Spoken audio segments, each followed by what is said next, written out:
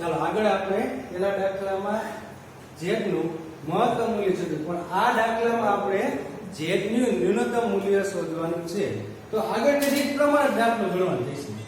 આખા ચેપ્ટરમાં જે પેટર્ન છે એ જ રીતે ગણવાનું થશે, પણ આપણે છેલ્લે જે આગળના દાખલામાં z ની જે અલગ અલગ કિંમત મળી હતી એમાં જે મોટું મૂલ્ય હતું એ આપણે મહત્તમ મૂલ્ય કીધું, પણ આ દાખલામાં આપણે ન્યૂનતમ મૂલ્ય શોધવાનું છે. તો નાનું મૂલ્ય આપણે જે છે એ આપણે શોધવાનું થશે.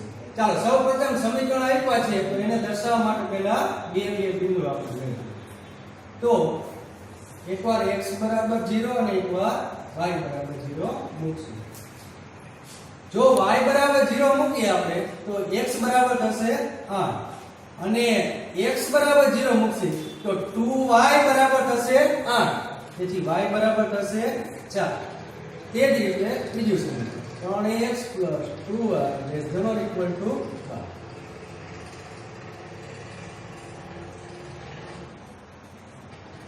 ચાલો x યા y સેમ વસ્તુ, આમાં y બરાબર આપણે 0 મૂકશું તો 3x બરાબર થશે 12. તો 3x બરાબર 12 હોય તો x બરાબર થશે 4. તે જ રીતે જો x બરાબર 0 મૂકશું તો 2y બરાબર થશે 12, તેથી y બરાબર થશે 6. તો a બિંદુ થશે 8 0, b બિંદુ થશે 0 4 અને c બિંદુ થશે 4 0, d બિંદુ થશે 0 6. ચાલો આપણે આ શરત આપી છે કે x greater than or equal to 0 અને y greater than or equal to 0. એટલે આલેખ રહ્યો ઈ પહેલા ચરણમાં છે, એટલે આપણે પહેલા ચરણને સૌથી મોટો બતાવશું.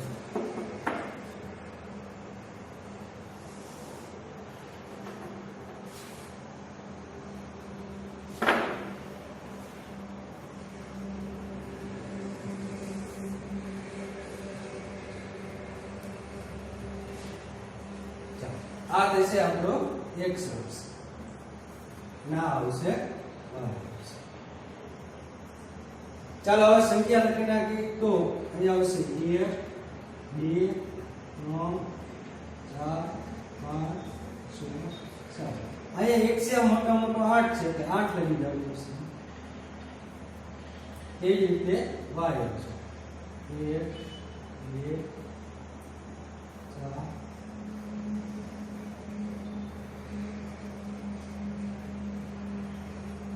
ચાલો હવે આ જે 4 બિંદુ છે એને આપણે અક્ષ ઉપર દર્શાવશું. અહીંયા આવશે ઊભું બિંદુ. ચાલો પહેલું બિંદુ છે 8 0, અહીંયા y આમ 0 હોવાથી તે x અક્ષ ઉપર આવશે. એ બિંદુ આવશે અહીં, a 8. b બિંદુ છે 0 4, તો b બિંદુ આવશે 0 4. ચાલો c બિંદુ છે 4 0, તો c બિંદુ આવશે 4 અને d બિંદુ છે 0 6, d બિંદુ આવશે 0 6. ચાલો હવે a અને b ને જોડી દઈએ. તો a અને b ને જોડતા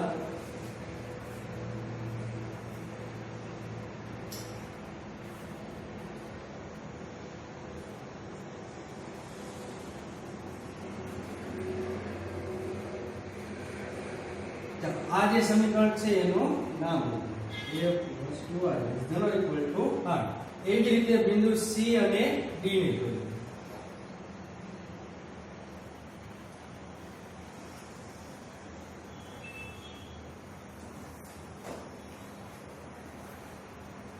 આ સમીકરણ થશે 3x + 2y ≤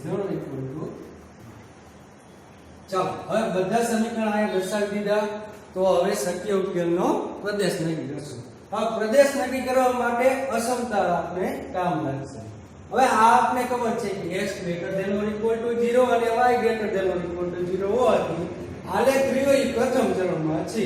તો આ નીચેની જગ્યાએ હશે નહીં, અહીંયા આપણે કેન્સલ કરી નાખીએ. અહીંયા પ્રદેશ હશે નહીં. હવે બાકી કેટલા હોય તો 1 2 3 અને 4 ખાનામાંથી એનો પ્રદેશ હશે. ચાલો તો પેલું સમીકરણ છે x + 2y ≤ 8. અહીંયા લેસ ધેન હોવાથી પ્રદેશ રહ્યો એની નીચેની સાઈડ હશે, ઉપરની સાઈડ હશે નહીં. અહીંયા આપણે કેન્સલ કરીએ. સેમ વસ્તુ અહીંયા પણ લેસ ધેન છે તો એની નીચેની સાઈડ હશે, ઉપરની સાઈડ હશે નહીં, એટલે અહીં કેન્સલ. તો બાકી વધ્યું જે કાઢું છે એ આપણે શું થાય છે શક્ય ઉકેલનો પ્રદેશ.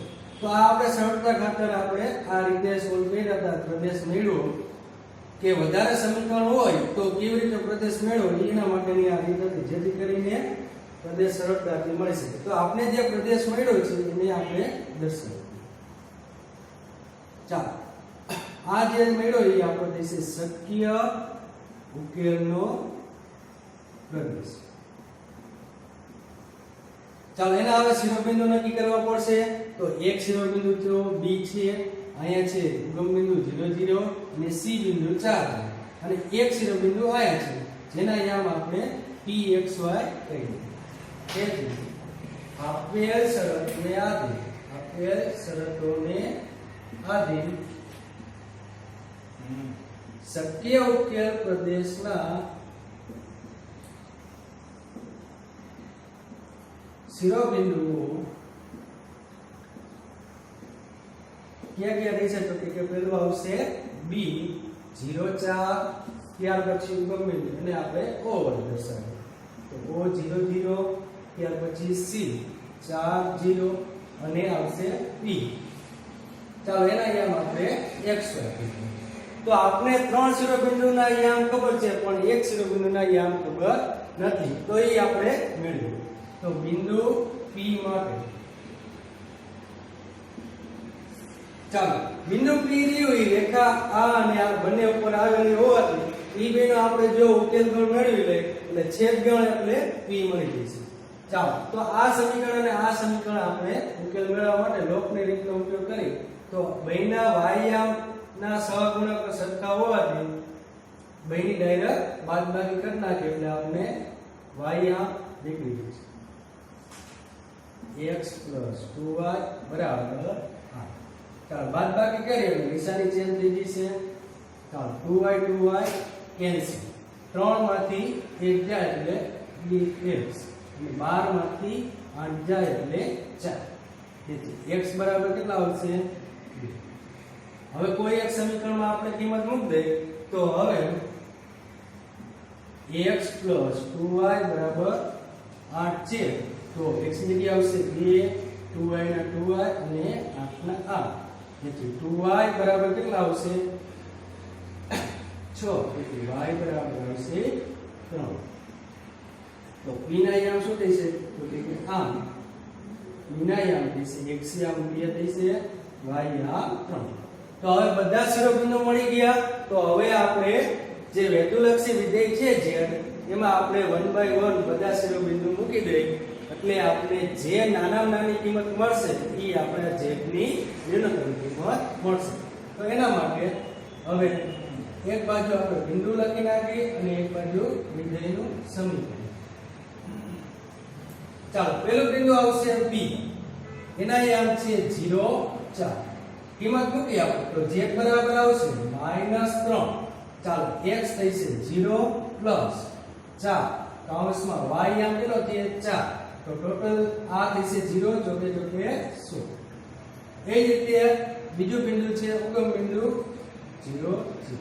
તો z બરાબર -3 0 + 4 કૌંસમાં 0. આનો જવાબ આવશે 0. ત્યાર પછી બિંદુ આવશે c 4 0. તો z બરાબર આવશે -3 4 + 4 કૌંસમાં 0. આ 0 કેટલી છે 4 3 4 12. અને છેલ્લે p બિંદુ. p ના યામ છે 2 અને 3. તેથી z બરાબર -3 કૌંસમાં 2 + 4 કૌંસમાં 3. તો આ થશે -6 અને આ થશે 12. તો આવશે જવાબ +6. હવે અહીં આપણે z નું ન્યૂનતમ મૂલ્ય શોધવાનું કીધું. તો આપણે પહેલા બધી કિંમત જોઈ લેવાની. આ 16 0 -12 અને 4 જે નાનામાં નાની કિંમત હોય એ આપણું નાનામાં નાનું મૂલ્ય થશે. તો અહીંયા -12 આપણે z નું શું થશે? ન્યૂનતમ મૂલ્ય. તેથી લખી દેવાનું કે આ આપેલ શરતોને આધીન z નું ન્યૂનતમ મૂલ્ય મૂલ્ય કયા બિંદુ પાસે તો કે -12 પ્લસ 4 0 પાસે તો કે ન્યૂનતમ મૂલ્ય બિંદુ 4 0 પાસે કેટલું મળ્યું તો કે -12c જો મહત્તમ મૂલ્ય શોધવાનું કીધું હોત તો મોટું મૂલ્ય તો આવશે 100 પણ આયા આપણે ન્યૂનતમ મૂલ્ય શોધવાનું કીધું હતું એટલે જવાબ આવશે -12 રેડી ચાલો ત્યાર પછી દાખલા નંબર 3 એમાં પણ આપણે બે સમીકરણ આપ્યા છે અને જેનું મહત્તમ મૂલ્ય આપણે શોધવાનું છે તો આ જે રીતે આપણે પેટર્ન છે દાખલાની તે જ રીતે કે પહેલા આપણે સમીકરણના બે બિંદુ મેળવીશું તો એના માટે આપણે કોષ્ટક તૈયાર કરશું ચાલો ઉપર આવશે xr નીચે y તો સૌપ્રથમ આવશે પહેલા આપણે y 0 મૂકી તો 3x બરાબર થશે 15 તો x બરાબર કેટલા આવશે 5 તે જ રીતે આપણે x બરાબર 0 મૂકી તો 5y બરાબર આવશે 15 તેથી y બરાબર આવશે 3 તો a બિંદુ થશે 5 0 અને b બિંદુ થશે 0 3 ચાલો બીજું સમીકરણ છે આપણી પાસે 5x 2y ≤ 10 ચાલો એના માટે પણ કોષ્ટક તૈયાર કરી દઈએ ઉપર આવશે xm નીચે આવશે y જો આપણે y બરાબર 0 મૂકી તો 5x બરાબર થશે 10 તો x બરાબર આવશે 2 સેમ વસ્તુ જો x બરાબર 0 મૂકી તો 2y બરાબર આવશે 10 તેથી y બરાબર આવશે 5 તો c બિંદુ થશે 2 0 અને d બિંદુ આવશે 0 5 ચાલો આ બે તો અક્ષર છે તો એને કઈ આપણે બિંદુની જરૂર પડશે નહીં હવે આપણે આલેખ પર દર્શાવવાની ટ્રાય કરીએ તો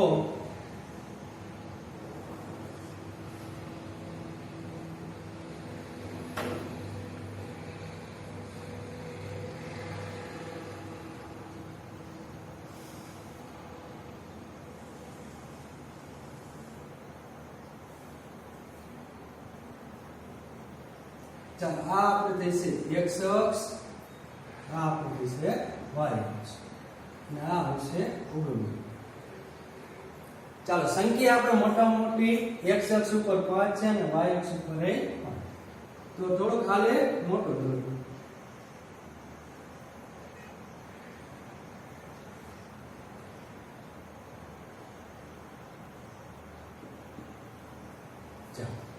ચાલો આ બિંદુ દર્શાવી તો a આવશે 5 0 a આવશે 5 0 b બિંદુના યામ છે 0 3 એ આવશે આ બિંદુ b 0 3 c બિંદુના યામ છે 2 0 તો c બિંદુ આવશે 2 0 અને d બિંદુના યામ છે 0 5 ચાલો a અને b ને જોડી દઈએ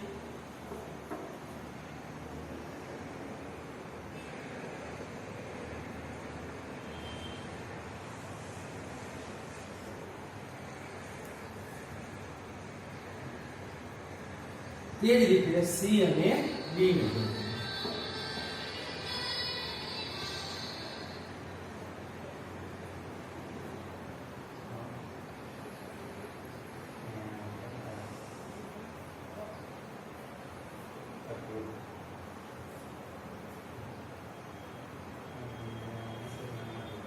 ચાલો a અને b ને જોડતું સમીકરણ છે 3x 5y ≤ 15 અને c અને d ને જોડતું સમીકરણ છે 5x 2y ≤ 10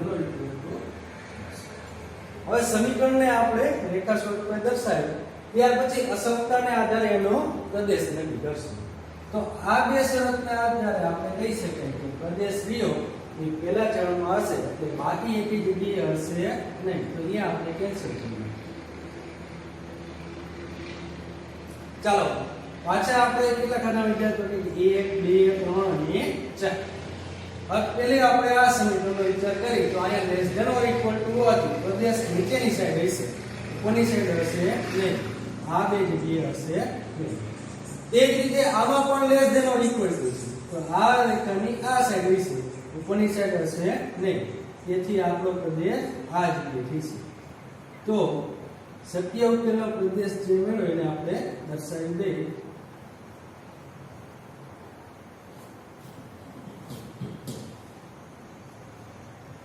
ચાલો એના શિરોબિંદુ માટે અહીંયા કોઈ બિંદુ નથી તો એનું નામ આપણે P આપીએ.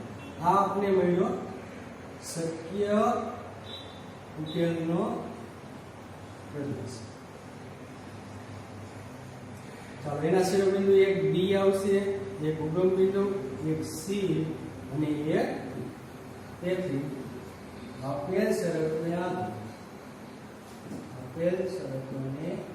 આધીન શક્ય ઉકેલ પ્રદેશના શિરોબિંદુ કયા કયા થઈ છે તો કે B 0 3, ઉગમ બિંદુ O 0 0, પછી C આવશે A 0 અને P એના યામ આપણે ખબર નથી એટલે x y આપણે લખી આટલા છે.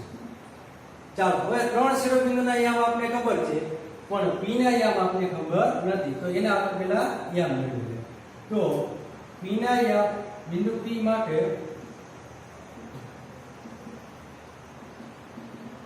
ચાલો હવે બિંદુ P છે આ બંને રેખાનું શું છે છેદ બિંદુ. તો એ બંને રેખાને આપણે લોકની રીતે ઉકેલીશું. તો આ બંને રેખા જે છે એને લોકની રીતે ઉકેલવા માટે કા આપણે x નો લોપ કરશું કા આપણે y નો. આપણે y નો લોપ કરી તો આ સમીકરણને આપણે 2 વડે ગુણાકાર કરવો પડશે. તો થશે 6x 10y બરાબર 15×30. સેમ વસ્તુ y ના લોપ માટે આ સમીકરણને આપણે 5 વડે ગુણાકાર કરવો પડશે. તો 25x 10y બરાબર કેટલા આવશે તો કે 50. આ બંનેની બાદબાકી કરી તો નિશાની વિરુદ્ધ થઈ છે તો 10y કેન્સલ. હવે આયા 6 માંથી 25 એટલે -19x અને 50 માંથી 30 જાય એટલે -20. તેથી x ના યામ થશે 20/20. ચાલો x યામ આપને મળી ગયો. હવે કોઈ એક સમીકરણમાં આપણે કિંમત મૂકશું એટલે y ના યામ મળશે. તો એના માટે આપણે આ સમીકરણને કરીએ. તો હવે 5x 2y બરાબર 10. તો કિંમત મૂકીએ આપણે તો 5 કૌંસમાં 20/19 પ્લસ 2y બરાબર 10. 2y એમ નામ રાખી આ બધાને આ સાઈડ તો 10 ના 10 આ સાઈડ આવે એટલે માઈનસ આ 25 20 5 100 છેદમાં 19 ઓર ગુસ્સા આવશે 19 તો 19 આ પડાઈ જાય છે 190 100 છેદમાં 19. તેથી 2y બરાબર તો વધશે કેટલા તો કે 90 છેદમાં 19. તેથી y બરાબર કેટલા આવશે તો કે 90 ના છેદમાં 2 ગુણાકારમાં 19. તેથી y બરાબર આપણે ખબર 45 દુ 90 તેથી જવાબ આવશે 45 ના છેદમાં 19. તેથી p ના યામ મળી ગયા હવે. તેથી p ના યામ શું થશે આમ p x યામ થશે 20 ના છેદમાં 19 અને y યામ થશે 45 ના છેદમાં 19. હવે આપણી પાસે બધા શિરોબિંદુ છે તો આ બધા શિરોબિંદુને આપણે કેમાં મૂકશું હેતુલક્ષી વિધેય z માં. તો આપણે એમાં કિંમત મૂકી તો કે પહેલા આવશે બિંદુ અને આ બાજુ આવશે હેતુલક્ષી વિધેય 5x 3. ચાલો પહેલું બિંદુ આવશે b એના યામ છે 0 3. તો z નું મૂલ્ય કેટલું થશે તો કે કિંમત મૂકી 5 કૌંસમાં 0 પ્લસ 3 કૌંસમાં 3 તો જવાબ આવશે 3 કરી 9. પછી ઉગમ બિંદુ 0 0 z નું મૂલ્ય થશે 5 કૌંસમાં 0 3 કૌંસમાં 0 બંને જગ્યાએ 0 ગુણાકાર હોવાથી જવાબ આવશે 0. ત્યાર પછી આવશે બિંદુ c એના યામ છે 2 0 તો z નું મૂલ્ય 5 x યામ છે 2 પ્લસ 3 કૌંસમાં y યામ છે 0 તો 5 દૂર કેટલા થઈ જશે 12 10. ત્યાર પછી બિંદુ P. P ના યામ છે આપણી પાસે 20 ના છેદમાં 19 અને 45 ના છેદમાં 19. તો z નું મૂલ્ય કિંમત મૂકીએ આપણે તો 5 કૌંસ 20 ના છેદમાં 19 પ્લસ 3 કૌંસમાં 45 ના છેદમાં 19. ચાલો આ બંનેનો લસાઅ કેટલો છે? 19. અને બંનેના છેદમાં કેટલા છે? 19. ઉપર ગુણાકાર કરીએ તો 20 5 થઈ ગઈ છે 100 પ્લસ 45 ગુણાકારમાં 3 મૂકી તો 45 દુ 90 થાય. 90 માં આપણે 45 ઉમેરશો એટલે 135. તો જવાબ આવશે 235 છેદમાં 19. હવે આપણે જોઈ શકાય કે કોઈ પણ કિંમત આપણે મહત્તમ મૂલ્ય શોધવાનું છે તો જેટલી જે કિંમત મળી છે એમાં જે મોટામાં મોટી કિંમત છે એ આપણી મહત્તમ કિંમત બનશે. ચાલો કિંમત કઈ કઈ છે આપણી પાસે? 9 છે, 0 છે, 10 છે અને 235 ના છેદમાં 19. હવે આ ત્રણ કિંમત તો આપણે ડાયરેક્ટ કહી શકાય કે 10 છે મોટામાં. હવે આનો ભાગાકાર આપણે સ્વાભાવિક રીતે કરી તો 190 ભાગ્યા 19 કરીને એટલે 10 આવે. પણ 190 કરતા આ મોટા છે તો આનો ભાગાકાર હંમેશા 10 કરતા વધારે આવશે. તો આપણે મોટામાં મોટી કિંમત થશે 235 ના છેદમાં 19. તો લખી દેવાનું તો કે આ z ની મહત્તમ મૂલ્ય કેટલું થઈ છે? તો કે બિંદુ 20 ના છેદમાં 19 અને 45 ના છેદમાં 19 પાસે 235 ના છેદમાં 19 રહેશે. રેડી? તો કે નાના હવે આમાં ન્યૂનતમ મૂલ્ય શોધવાનું કીએ તો નાનું મૂલ્ય 0. આનું નાનું મૂલ્ય 0 હોય તો ન્યૂનતમ મૂલ્ય 0. આખી પેટર્ન સેમ એક જ છે. સૌપ્રથમ સમીકરણને આપણે આલેખ પર દર્શાવવા માટે બે બિંદુ મેળવ્યા. આલેખ પર દર્શાવી દીધા. જે બિંદુ શિરોબિંદુ નક્કી કર્યા, શિરોબિંદુના યામ જે બિંદુના નહોતા તો એના આપણે જે રેખાનું છેદબિંદુ છે એના દ્વારા લોકની રીતે ઉકેલી x y ના જે યામ મળે એ આપણું શિરોબિંદુના યામ મળે. એ બધાને હેતુલક્ષી વિધેયમાં મૂકી દીધા. એમાં જે મોટું મૂલ્ય છે એને આપણે મહત્તમ મૂલ્ય કહીએ.